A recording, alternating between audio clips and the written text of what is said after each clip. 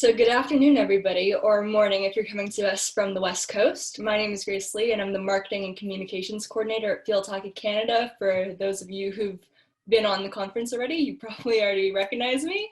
And I would just like to welcome everybody to the Gender Equity in Sport workshop today.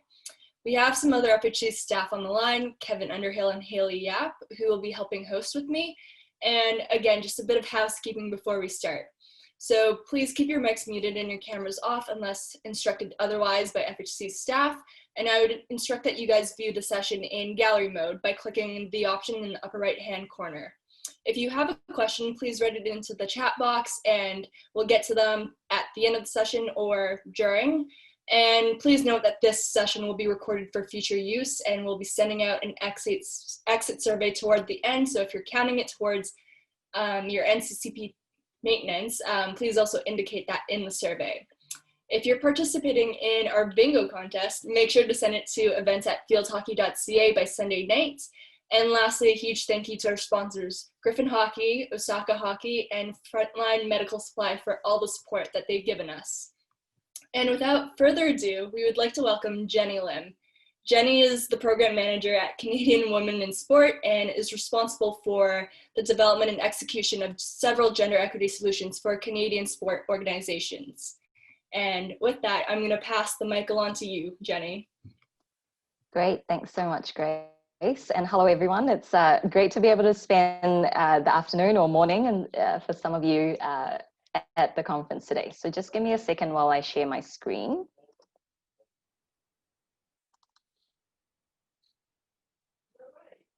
Okay.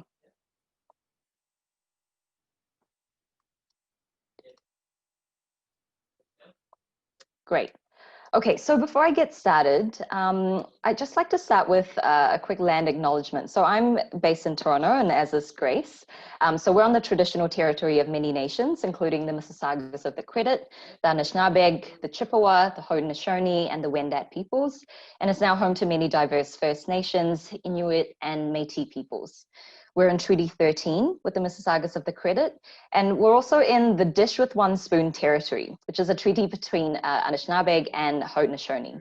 And I actually learned from my colleague Greer last night when we were doing a different presentation, a workshop, that this phrase, dish with one spoon, signifies that we all share in this dish with just one spoon. So we're responsible not only for sharing our resources, but also to make sure that the dish is never empty. So I think that's a really fitting sort of symbolism and a story behind that name for a conference like this, where we're all contributing to sort of the nourishing and the learning of one another. So thanks for joining us today. As Grace has mentioned, I'm Jenny Lim. I'm the program manager at Canadian Women in Sport. I'm very new to Canada. I've recently moved to Canada from New Zealand, where I started my career in diversity and inclusion in sport in various capacities, which led me to my role now at Canadian Women in Sport, where a big part of my role is around conducting gender equity assessments and action planning to help national and multi-sport organizations advance gender equity and inclusion. So if you don't already know, here at Canadian Women in Sport, we're dedicated to creating an equitable and inclusive Canadian sport and physical activity system that empowers girls and women as active participants and leaders within and through sport. So we really focus on systemic change, and we partner with governments, organizations, and leaders within the sport and recreation sector to challenge the status quo and to advance solutions that result in measurable change. So I'll start today by sharing a little bit of definitions and some of our latest statistics and research around gender equity to set the stage. And then I'll talk about what we think got us here. And then ending with some tangible things that we as individuals, as well as leaders within the sports sector, can do to advance and achieve gender equity and inclusion in sport. So before we get into it, it would be great also for me to get to know you. So I'd just like to invite you to use the chat function today. We're going to be using it a few times throughout the session. So this is a bit of a warm up. And it would be great if you can jump in the chat and let me know your name, your organization, your role, or just your name if you're not here on behalf of an organization. And one word to describe how you're feeling right now. So I see a lot of names. That's great. Give me a word. My word is Friday, paired with the arm motion. Great. Hello, Bernie. Nervous, excited. 2 words. I said 1. Inspired. Awesome. Interested, inspired. Great. We have coaches in here. VP Regional. Inspired with 4 exclamation marks. That is the most inspired we've seen today. That's great. Awesome. Keep them coming. I'm going to carry on with my presentation, and what I'll do is there'll be questions that I will ask throughout the session and invite you to contribute through the chat. If you have any questions for me, make sure you're also putting in the chat, and I'll try to, I'm multitasking a little bit. I've got a bit of a matrix set up in front of me, so I'll try and get to all of those questions hopefully by the end, and we'll also have some time at the end for more questions. Okay, so back to what we're here to talk about. What is gender equity? So you've probably heard the term gender equality many times, whether in the media or overseas, and we mainly use the term gender equity here in Canada. So what's the difference? This is a graphic that we use often. If you've taken the gender equity lens module, we present this, and it's an adapted concept or image from the Robert Wood Johnson Foundation. And it speaks to it speaks to our understanding of equality versus equity. So here in equality, it uses a bicycle analogy to show that it means giving everyone the same opportunities. So here it shows everyone is being given the same bike. So how many times in sport have you heard, you know, well, our programs are open for everyone, boys and girls, anyone can come along, we don't discriminate. Or, well, we've put the job ad up and anyone can apply for this position. We don't discriminate, once again. And so when we say equity or gender equity, we recognize that while people may have the same opportunities, their access to those opportunities can vary because of their identity, where they live, how much they earn, how educated they are, et cetera, and sometimes more or different resources need to be allocated to ensure a fair outcome. So that's the second image there on equity, where you see that, yes, everyone's been given a bicycle, but they've been given a bicycle that is adapted because of their needs or their preferences and how they are. And so that everyone can reap the benefits of participating that way. It's important as well that whenever we talk about gender, to recognize that women and girls are not homogenous groups. There are different identity dimensions like age, race, culture, religion, ability, location, and more. And so Kimberly Crenshaw is the academic that coined this term intersectionality, which speaks to the interconnected nature of these identities, and it creates overlapping as well as independent systems of discrimination. So someone may face discrimination or biases because they're a woman, as well as because they are Black. And the interaction of those discrimination is unique and not just the sum of the two. I think it's a concept that we're still learning a lot about and is really important, more and more so now, especially in the sports sector. So as we have conversations about gender equity, it's important that we consider intersectionality in our day-to-day decisions. As an example, here at Canadian Women in Sport, a large majority of our leaders are women, and it's easy for us to say, great, we've provided opportunities in leadership for women. But when we really look at it and we start to speak to the different people within our organization, we realize that true equity and inclusion is looking beyond gender, looking beyond one identity dimension, and ensuring we're not serving just white, middle class, straight, cisgendered women, but everyone who self-identifies as a woman or girl. And it's our job to better understand the diverse lived experience of women and girls. So this is something that we're also actively working on bettering ourselves in. So what has been the outcomes? So in our most recent report, the Rally Report, which just came out this year in January, found that teenage girls are dropping out of sport at a much higher rate than boys. So 1 in girls at the bottom there, you can see 1 in 3 16 to 18-year-old girls have dropped out of sport compared to just 1 in 10 boys. There are also other statistics here, but I want to highlight specifically in leadership positions. So we also publish a leadership snapshot every year, and we see that women are underrepresented at the board and leadership levels of national sports organizations in Canada. One of the examples here is that 29% of sport boards have fewer than 30% women. And we have research that shows that the minimum proportion required for organizations to reap the benefits of having diverse perspectives around the boardroom table is 30%. So it's still a promising trend, I guess, though, over the years, is that this figure is improving every year. Although there are still 8 organizations currently that either have no women on their board or only 1 woman on their board. And only 43% of sport organizations in Canada have gender parity on their board. So that's within the realm of 40% and 60%. We also see, and this is common across the system, is that women are underrepresented in coaching. At the 2018 Pyeongchang Olympics, only 10% of all coaches were women, and that's down from 17% at the Summer Games in Rio. We also see that women are underrepresented in post-secondary coaching positions, where just 20% of head coaches and 39% of assistant coaches are women. On that too, we often see that as you sort of move up the levels of high performance sport, you start to see that proportion being, or that gender gap being more and more obvious. So why does it matter, and why should we care?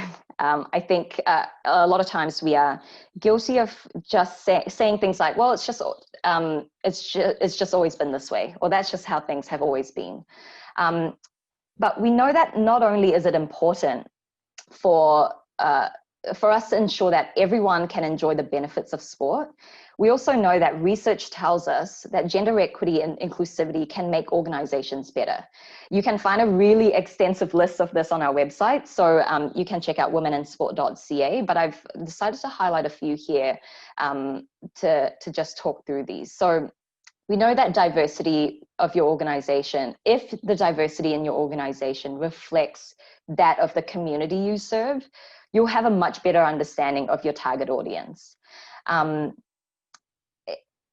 When we talk about decision making within teams, we know that diversity is a key ingredient for better decision making. Homogenous groups tend to be susceptible to groupthink, and it may be misconstrued as a really positive culture. We never disagree on anything, and we're all very much aligned. But then that group is also susceptible to groupthink. So diverse teams can leverage a greater variety of perspectives and are likely to consider different information and risks and things like that more thoroughly and accurately. There's also been a study done on the decision-making behaviors of board of directors, where when we talk about deep level diversity, which means, you know, differences in background, personality, and values, contribute to a higher degree of creativity and innovation. And the other point that we want to talk about too is that strong diversity climates are also linked to reduced instances of interpersonal aggression.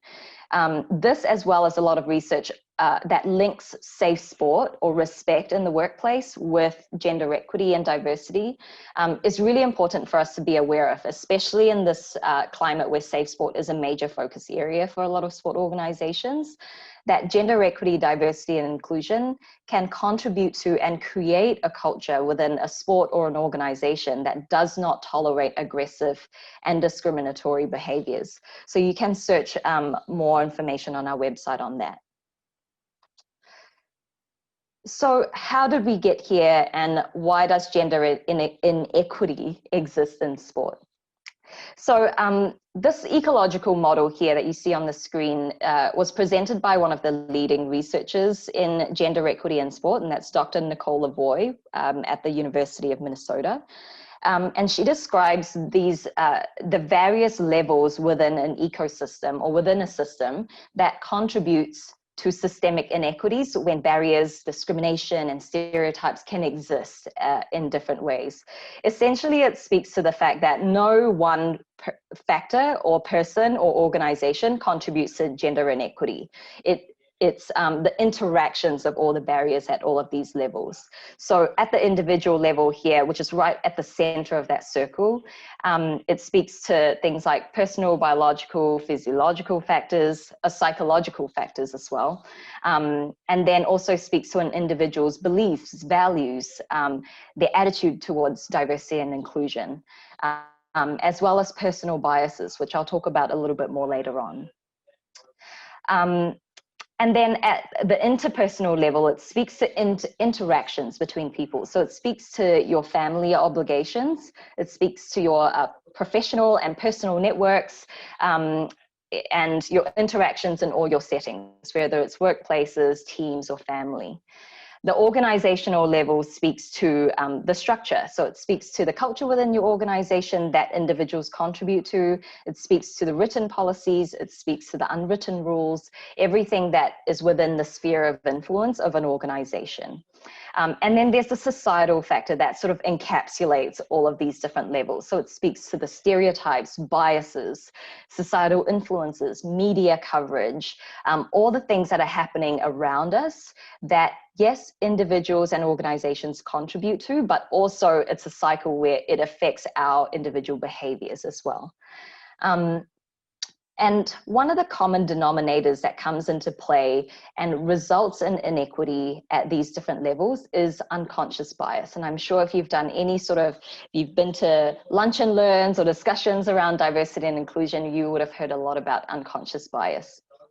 So unconscious bias is an automatic sort of mental shortcut that we all have that makes quick judgments based on past experiences and background.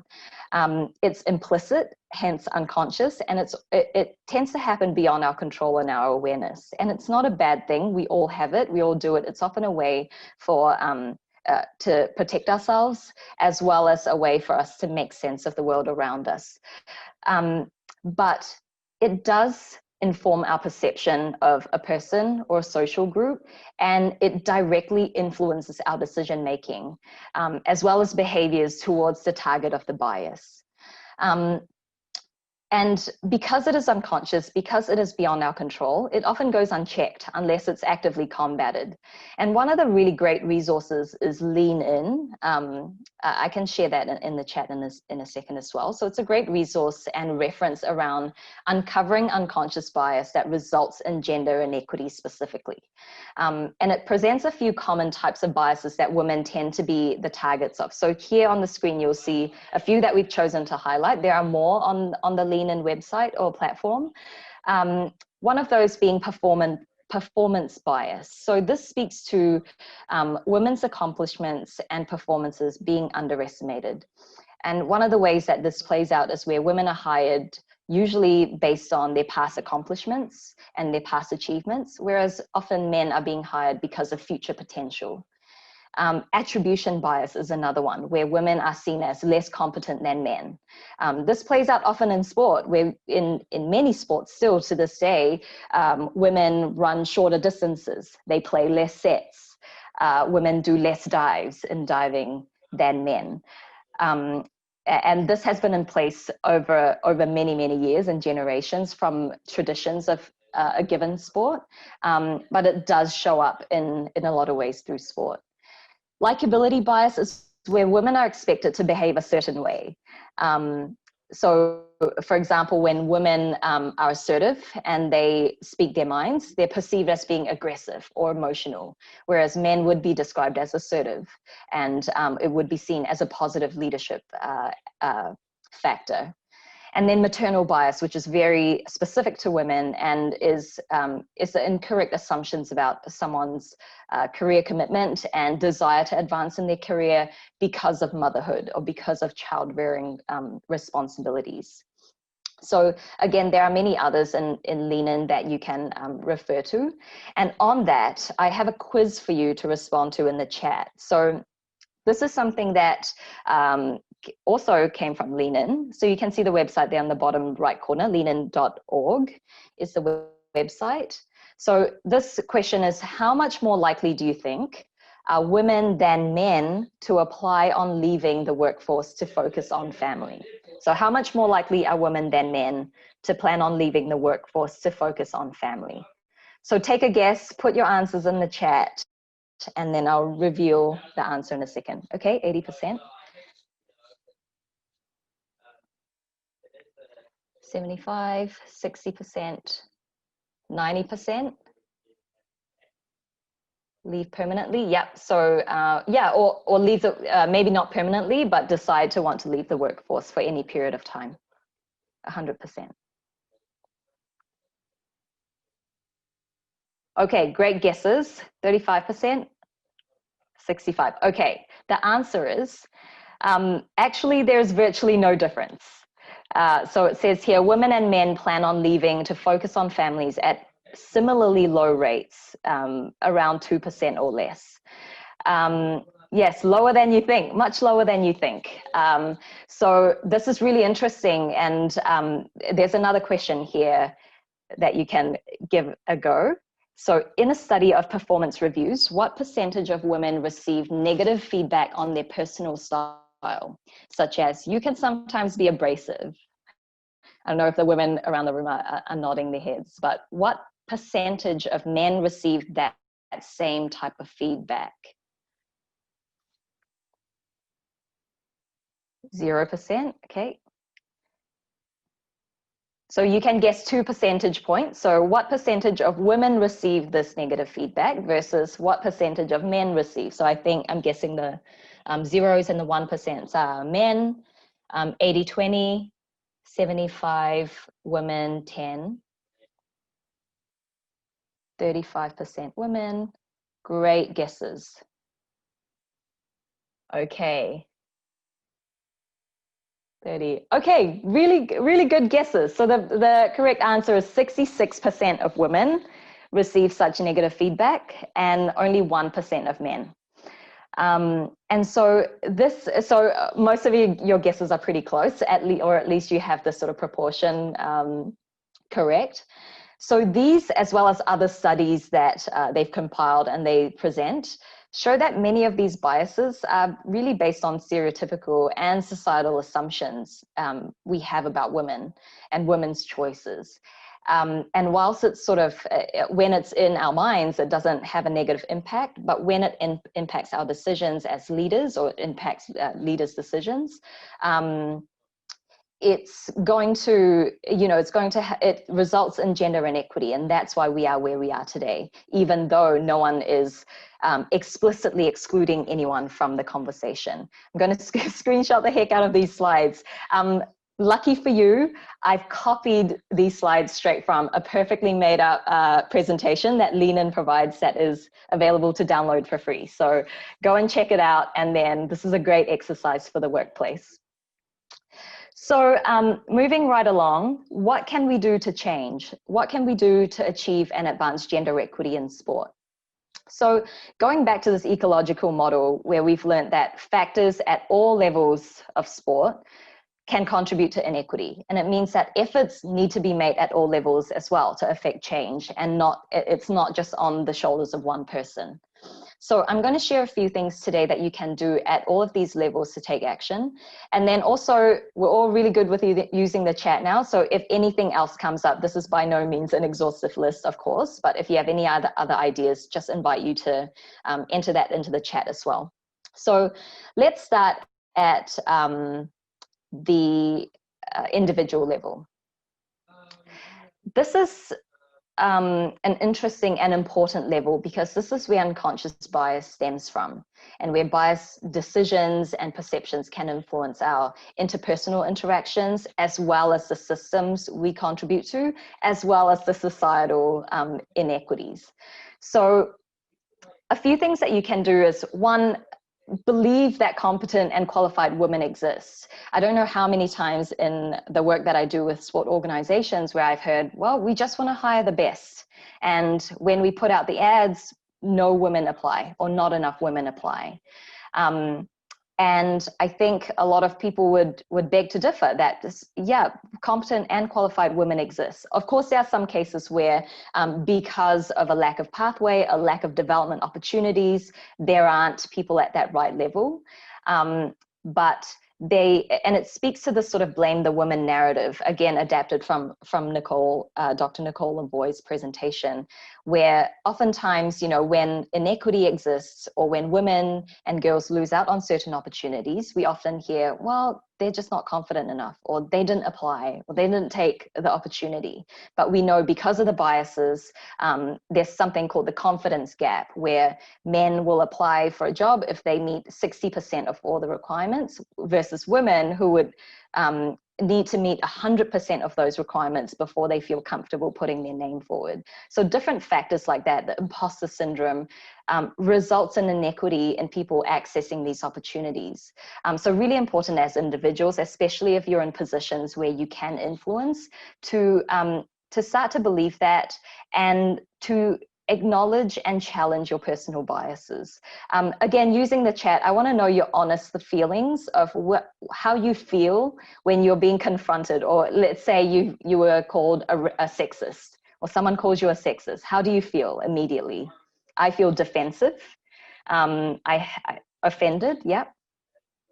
Because you often want to remove yourself. You don't believe that, yeah, defensive, offended. Any other thoughts? Unfairly judged, you deny it? Absolutely, because no one is purposely doing that, or no one is purposely making biased decisions. But when we start to recognize that we all make biased decisions, we all have unconscious bias, then we can all start to counter that, and we can all start to combat it together and have conversations about them.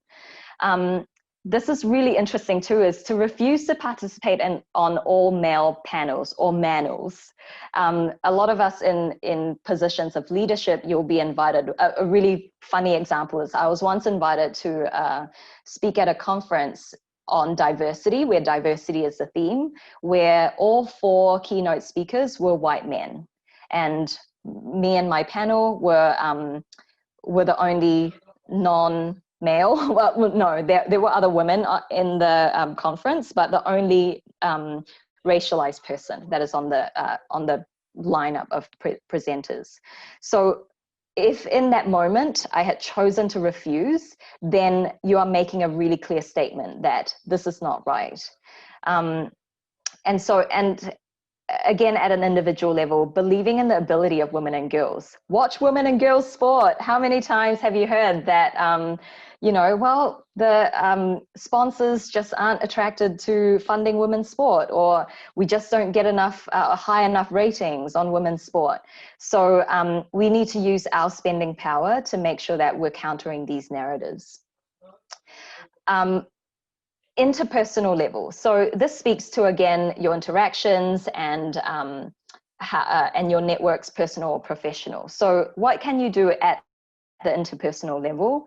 One, providing opportunities. So recognizing the power that you have, or the status that you have within the organization, or within your context, whatever that is. If you're a board member, if you're a volunteer, if you're someone that makes decisions about coaches, use your power to make decisions that counter these biases. So commit to having a woman coach on every team, as an example. Commit to having all your girls teams have a woman coach. Being a mentor or a sponsor, and this speaks to all genders.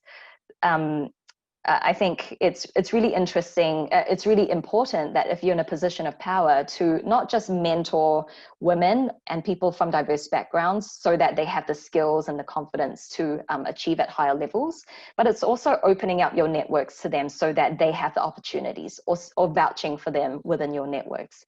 And then being an active ally. So not just saying, yes, I support gender equity, or post something on your Instagram, but actively speaking up. And in some cases, it might mean giving up space. It might mean not speaking for a certain group, but amplifying the voices of a certain people group, or providing the platform for leaders from different diverse communities to speak up.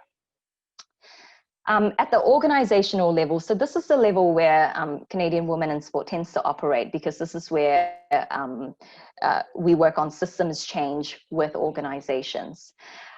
So there's a very long list. To give you a sense of how much there is to do in this space. Whenever we conduct gender equity assessments with organizations, the recommendations report tends to be 20 pages. So there's a lot of things organizations can do, but here are some highlights. Having clear written policies and procedures, not just around equity, diversity, and inclusion, but also around anti-discrimination, safe sport, anything around creating a safe space. I think sometimes policies get a bad rap because it sometimes is seen as a checkbox activity where they have a policy and then it just lives in the policy binder. But it's really important, especially in safe sport, especially in those anti-discrimination recommendations, to have really clear written policies, because if you have gaps within those written rules, that is where the unwritten rules can come into play. That is where you get more unconscious bias, more personal opinion, and it makes it harder for you as an organization to communicate your commitment to equity and diversity when you don't actually have it written down. And of course, it needs to be paired with action. It needs to be paired with investment, whether it's time or resources or money, to action these policies. Provide equitable resources for women and men's team. Again, going back to the equity versus equality, it's not necessarily about providing equal resources, because in some cases, to reach a hard to reach group, you need to invest more resources. So that's where we mean when it's about allocating fairly and allocating enough to correct historical imbalances. Profile and display images of diverse women as role models. So this speaks to the sort of marketing and communications team, making sure that diverse people, diverse women and girls can see themselves in leadership positions. Family-friendly policy is another one around travel and support.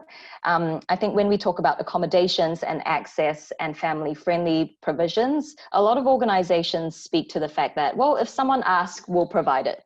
Or if someone has a need, we'll respond to it when it comes up. But a lot of times we see that women, especially women from underrepresented communities, tend to not be as comfortable voicing those needs, or they tend to be quick to accept that, oh, well, this is just a reality and I just need to deal with it. So sometimes it does take effort from the organization to be proactive in making sure that you're initiating these policies and communicating the fact that you haven't asked, but if you were to ask, this is what's going to be available to you. And then of course, commit to equitable hiring and recruitment practices. And there are a lot of best practice examples, guidance, guidelines out there that you can look into. Especially universities do a really good job with equitable hiring, or at least they have really good written processes around that. So that is definitely something to focus on. A bit of a shameless plug for a toolkit that we have. So Same Game is a model or an online toolkit where organizations can follow, access for free, and follow a step-by-step model to embedding gender equity in your organization. So you can see this model here where it starts from vision as step one. We walk you through all the processes to make sure that you are embedding a really solid foundation so that you can continue to build on gender equity work. So it goes from collecting data, planning, communicating targets, building capacity, and resources and tools are included in that process. So really welcome you to access that, or even share it with your networks if this is something that you want to contribute to and take action at the organizational level. And then at the societal level, we spoke about the societal factors being a contribution or a result of individual decisions, as well as organizational policies and structures. And then it's sort of the cycle that affects each other. That's why it's a circle. So I'm interested again for you to use the chat to share, you know, when we talk about systems change, it really is a combined collaborative effort from all individuals within the system, as well as systemic change to affect change at the societal level. So have a think about what can you do within your role, whether it's within your capacity within an organization or your role as a parent, your role as a spectator, at the interpersonal, individual, organizational level. So think about all of these things. What can you do, or what will you do that can affect change at the societal level? So invite you again to use the chat to share any thoughts.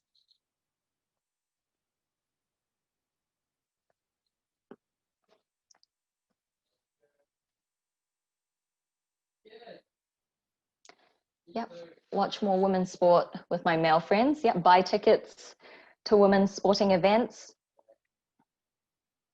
Yeah, absolutely. I think that is definitely something that everyone can do, right? It's to sort of drive that change in perception.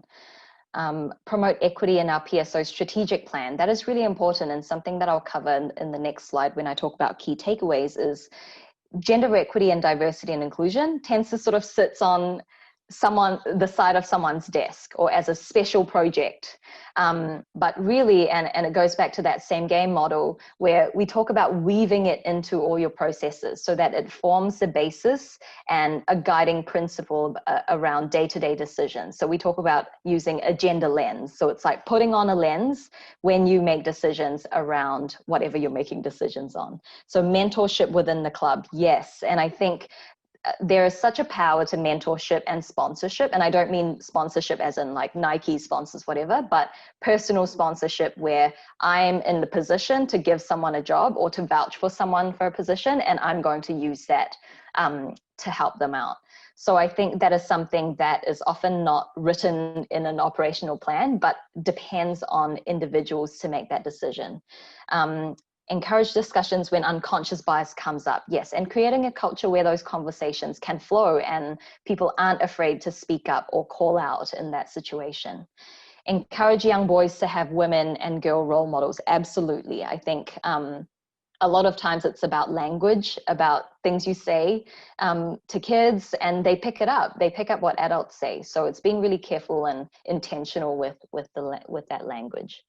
Coach my son's team as he grows up. That's awesome. That's great future planning. Contact Grace for NCCP information. Great. Girls believe it is possible when they can see it. Absolutely. It's I think a lot of times when I talk to marketing and communications people, they talk about, well, we profile whoever performs best, or we profile whoever wins a medal. But sometimes there are things that you can do. There are things that you can do to intentionally profile women and girls so that they are being more visible in your communications. Oh, accidentally quit out of my my screen sharing. I hope you still see that.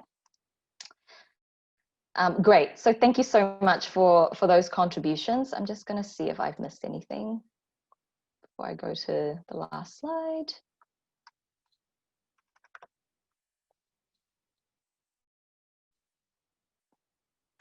Great. Bear with me.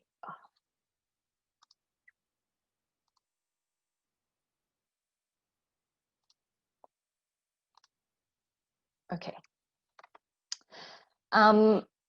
All right. So just a few things before we wrap up as a takeaway. Oh, this is a nightmare. I'm having Friday-itis. Is that a thing? There we go. Okay, key takeaways. So a few things to take away from today is that culture and change starts at the top, and it takes time. So a lot of times when we talk to organizations, we talk about creating buy-in in leadership, because it doesn't matter how hard the grassroots or staff work to advance gender equity. If leaders don't buy in or leaders don't prioritize it, it will never be a priority. And culture change takes effort from everyone. It's that last image where all the hands need to push systems change. The voices and experiences of diverse women and girls must be included in change efforts. So it's when we talk about active allyship, we talk about not speaking for women and girls or diverse communities. It's making space and amplifying the voices of. So creating communication channels, establishing platforms for people to share their thoughts, and providing opportunities to lead. I think it's really important here as well. I have data listed here, is that you don't make assumptions. You know, data can be a really powerful tool for you to identify, you know, what are the real needs. Oh, sorry, you see the presenter mode. Thank you for that. There we go. And what I've already mentioned, which is strategy must be embedded in the organizational structure and values. So again, not as its own silo, but when you're developing your strategy, when you're developing your operational plans, that it's weaved in there, that it's in your organizational values, that speaks to not what you're going to do, but how you're going to do what you do as an organization. Going back to data as well, when we talk about data, we're not just talking about numbers. So inclusivity and inclusion is about looking beyond the numbers. So it's also really important to do things like consultation, just talking to the women coaches, talking to your current members, talking to your parents to better understand the lived experience, but as well as talking to people from outside of your organization and outside of your sport. So when we talk about growing the sport or advancing your organizational goals, it's also about growing participation. We want more people to be playing sport. So it's also about talking to the people that aren't currently in your organization. Values must be defined by observable behaviors. So in short, it's putting your money where your mouth is, basically. So it talks to where money and time goes. That really shows your commitment to advancing equity at whatever context you're in. And then last but not least, and I see some comments in the chat about this as well, is that men and boys has to be a part of the change. There's a really great organization called Next Gen Men. Jake, who leads it, is on a few of our advisory committees, and he speaks to men and boys around redefining masculinity and what it means to be a man, what it means to be a boy, and how women are treated, and how equity should be a part of the conversation for men and boys as well. And how often are gender equity leaders or champions within organizations women? Sometimes we see, you know, gender equity committee and it's all just women around the table. So really important to have men and the men around the table to be actively engaged in that process, to be active allies as well. So that is all for today from me. I think we have a little bit of time, maybe 10 to 15 minutes for some questions. But before I take questions, it'll be really great if you can take some time to scan this QR code here to access our evaluation form. We advocate for organizations to collect data. And so we collect data at every instance in our programming, in our presentations, so that we can better understand how people receive and experience our content. So it would be really useful for us if you can provide your thoughts.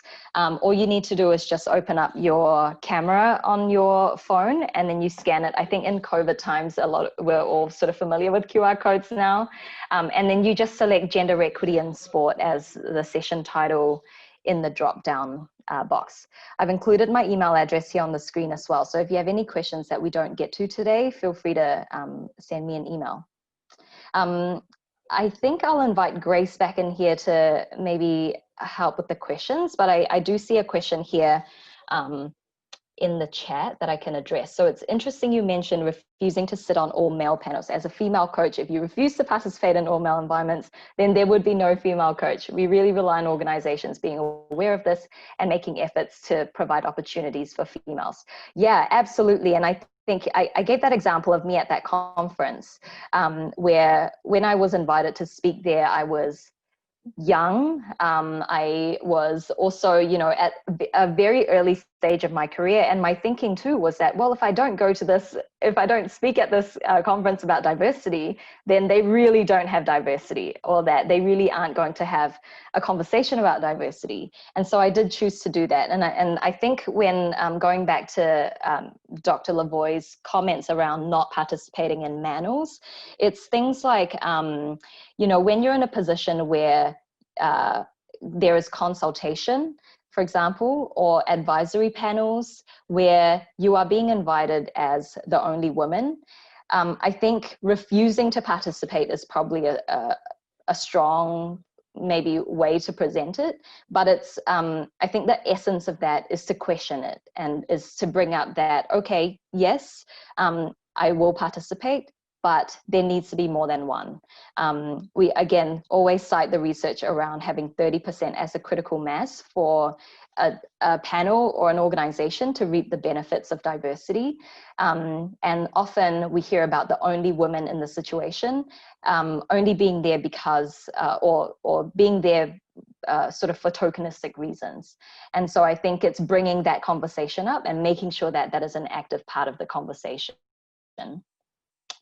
Okay, in an organization of huge majority of female athletes, how do you argue equity to a strong majority male board? And then I think a similar question is, there's definitely room for improvement women in sport in Canada, but field hockey in Canada is predominantly women and girls. So we as a sport are struggling to grow boys programs. Yeah, that's a really, really interesting question, and a really good point. Is there are some sports, and in New Zealand we have netball, which is, I would say, 99% women. And it's an ongoing conversation. You know, when we talk about sports sector as a whole, we are still gender inequitable. And so there is still a need to correct that imbalance when we look at the sector as a whole. In organizations, I think when we talk about gender equity, it really boils down to things like unconscious bias and making sure that your processes and systems that are in place are equitable and inclusive. And whilst our entry point is through a gender lens, because the name of our organization, Canadian Women in Sport, but the principles and the processes and strategies that we present result in inclusion for boys and girls, men and women, and diverse communities. It's all about removing barriers. It's all about opening up communication channels so that you are basing strategic decisions on evidence as opposed to assumptions and biases. So if you're looking to engage with more boys, the same sort of principles apply. It's also about one, collecting the data. It's also about looking beyond the data and then finding out, you know, when people leave the organization or the sport, interviewing them and finding out what those what their experiences have been, and then making decisions based on that. I think too, and a really good point is by Shelley, is you have a majority of female athletes, but a strong majority male board. So I think that in itself speaks to the fact that, and we see that across a lot of sports in different roles. So for example, with coaching that I've mentioned before, you have at grassroots coaching where a lot of the roles are voluntary, you have a lot of women in those positions, but as you move up the ranks to sort of national, international level coaching, you start to see it being more and more male dominated. And same with organizations, when you look at staff, interns versus senior leadership, CEO, and the board, where the board is making a lot of decisions, or making all the decisions that affect your majority female athletes. And so I think when we talk about gender equity, it's not necessarily just talking about participation. Of course, participation is sort of a major pillar in that, but it's also ensuring that their voices are accurately represented and that there's inclusion and equity all along the pipeline as we speak about that. So Kevin mentions male athletes and teams get more publicity. What are some of the first steps that male sports teams can do to help to promote their women counterparts in the sport community? That's a really great question. And actually we got into a really in-depth discussion about this with a sport that we were working with in an assessment where there's a lot of publicity. We talk about the para sports as well, where they tend to perform really well at the international level, and same with women. In New Zealand, a really good example is women's rugby perform really well at the world stage, but still struggle to get sponsorship, get airtime in the media. And so there are a few things to do. One, I think there's, again, going back to that individual level, where athletes, men athletes, can sponsor or can use their platform or give up space for women so that they can be recognized for those achievements. But also organizationally, it's about, there's a lot of things. So one is not, in terms of the structure, I think sometimes the women's For example, in rugby, using rugby as an example, like a good New Zealander, but the Rugby World Cup is called the Rugby World Cup. And then for when it's women, it's the Women's Rugby World Cup. And so they changed that now. So they're both called the Rugby World Cups, just different years and different participants. So that's an example of a systemic and structural change that an organization can affect to send a really strong signal to say, okay, you want to see the Rugby World Cup? There's men and women participating in this, and they are seen as equal in our organization and in our communications. Very similar to women's rugby in Canada. Thank you. Yeah, I'm not as familiar about rugby in Canada, but I would say that is maybe common across a lot of sport, because for a long time there wasn't a woman part of any sport. And in a lot of sports, women are only just, in recent years allowed to participate in certain events that men or that once were not available to them, or that once women were not even allowed to participate in. Going off airtime, the fact that fewer people watch women's sport, how do organizations begin to promote women just as much, if not more, when their events don't happen as often or are as accessible on TV as men's events? I think especially in recent years, a lot of organizations are more and more in control of what is presented in the media, with TV sort of viewership starting to go down, and then new media like YouTube or live streaming or social media is slowly climbing up. I think sport organizations are a lot more have a lot more influence in terms of how women, or the airtime that women get. So I think there are a few factors here. One, for example, in the tournament, sometimes men will be allocated courts that get more airtime. And it may just be a scheduling thing, but a review needs to be done to make sure that facilities are allocated equitably. And then at the marketing and communications level, it's making sure that you're also making those decisions and reviewing and reflecting to make sure that there is a balanced amount of airtime. And then it goes to things like your awards, your social media, your newsletters, who is being represented, what are the images you use. So there's a lot of ways. I think it's many little things that add up to more and more equitable representation. So I think I'm slowly running out of time, but if you do have any more questions, feel free to continue to put them in the chat, or again, email me. Otherwise, thank you so much for having me. This has been great. And I'll hand you back over to Grace. Jenny, I know you called me to hop on for the questions, but you're doing so well that I didn't want to steal the spotlight. Again, I just want to give my sincerest thanks to Jenny Lim for sharing the wonderful research that she and Canadian Women in Sport have done, and the work that they do every day to level the playing field for individuals who self-identify as women or girls. My colleague Kaylee will now send over an exit survey link in the chat should you guys have any feedback for us or the session, and we'll continue our final day of the conference in an hour and a half with our Growing at the Grassroots workshop at 12:30 Pacific and 3:30 Eastern, which also plays an important role in building gender equity in sport, as Jenny mentioned throughout her presentation. Thank you all for joining again, and from all of us at Field Hockey Canada, we hope to see you again later today. Thank you. Thank you, everyone. No problem. Thanks. Thanks, everyone. Have a great weekend.